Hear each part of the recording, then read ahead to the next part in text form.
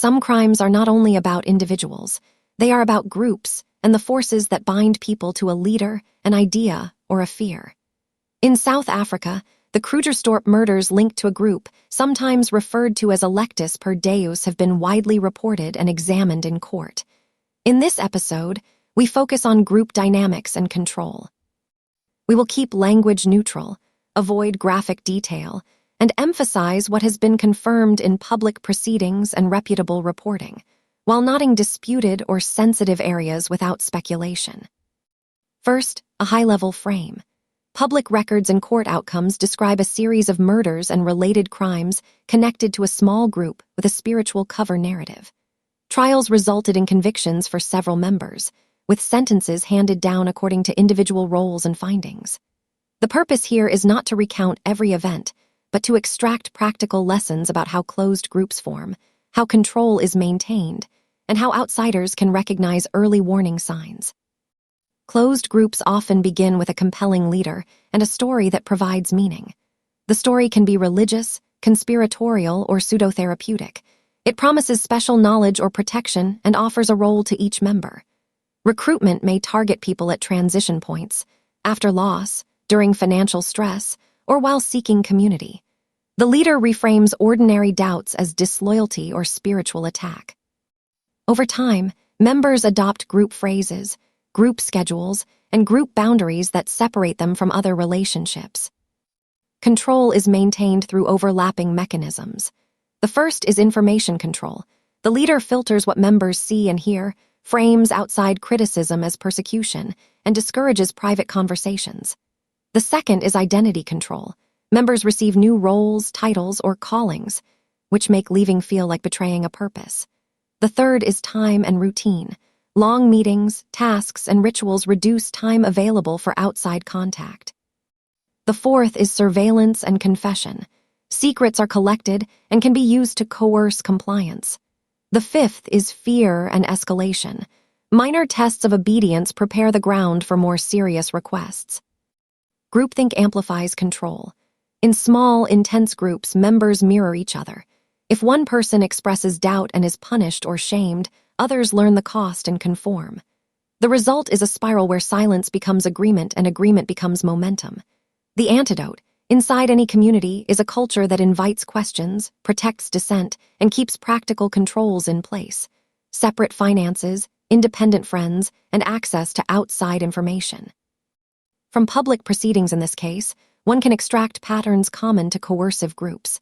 A charismatic figure asserts unique spiritual insight.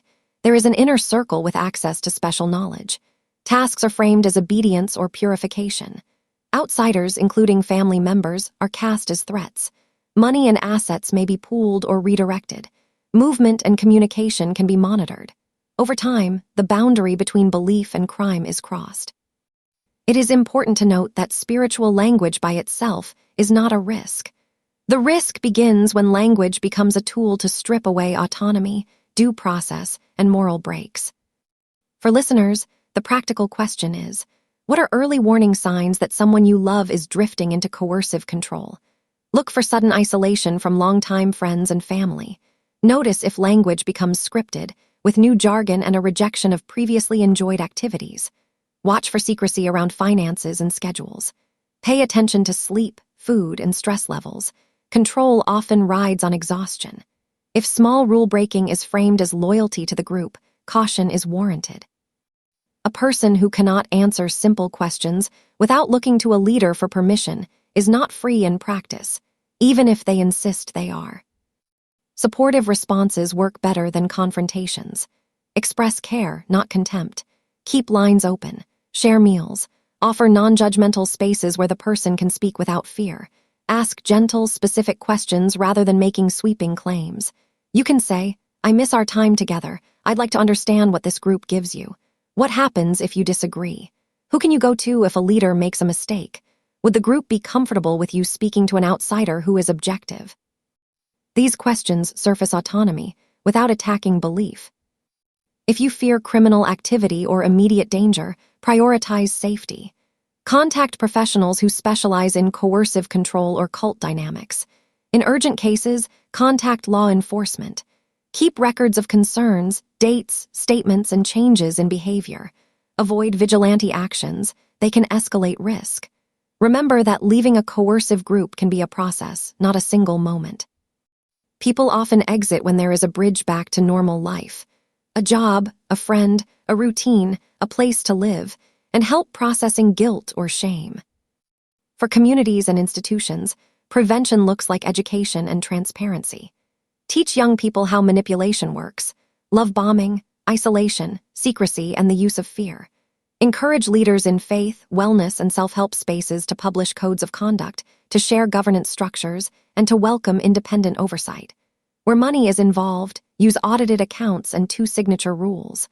Where authority is strong, build channels for anonymous concerns and whistleblowing. Good groups do not fear sunlight, they build with it. Let us also consider how media should cover cases like this. Sensational language can distort understanding and re-traumatize survivors. Responsible coverage sticks to confirmed facts from court records, avoids graphic detail, and anonymizes people who are not public figures. It explores mechanisms of control rather than turning perpetrators into anti-heroes. It highlights pathways out and resources for recovery. This approach serves public safety better than myth-making. If you are recovering from a coercive group, take small, realistic steps. Rebuild routines, sleep, nutrition, exercise, and work. Reconnect with safe friends and family.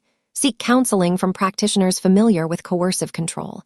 Expect mixed emotions, relief, anger, grief, and confusion. These are normal. Avoid rushing to fill the vacuum with another intense group. Give yourself time to regain confidence in your own judgment. Keep a journal where you reclaim your story in your own words. We close with a clear summary. The Krugersdorp case illustrates how belief, charisma, and control can combine to produce harm. The lessons travel. Ask simple questions about authority and autonomy. Watch for isolation and secrecy. Keep bridges open for people you love, and insist on transparency and accountability in any group that claims special insight. When communities know these patterns, coercive control loses power. Next time, we conclude the season with a discussion about OSINT and genealogy ethics, where the lines should be, how to check ourselves when curiosity runs hot, and how to contribute without causing collateral damage. We will use short hypotheticals with safe responses you can apply immediately. Narration generated with AI, facts verified from public sources. No legal advice is given. The purpose is education and public safety. If you have a case tip or a documented pattern to share, use a safe channel and remove personal information that could identify non-public individuals.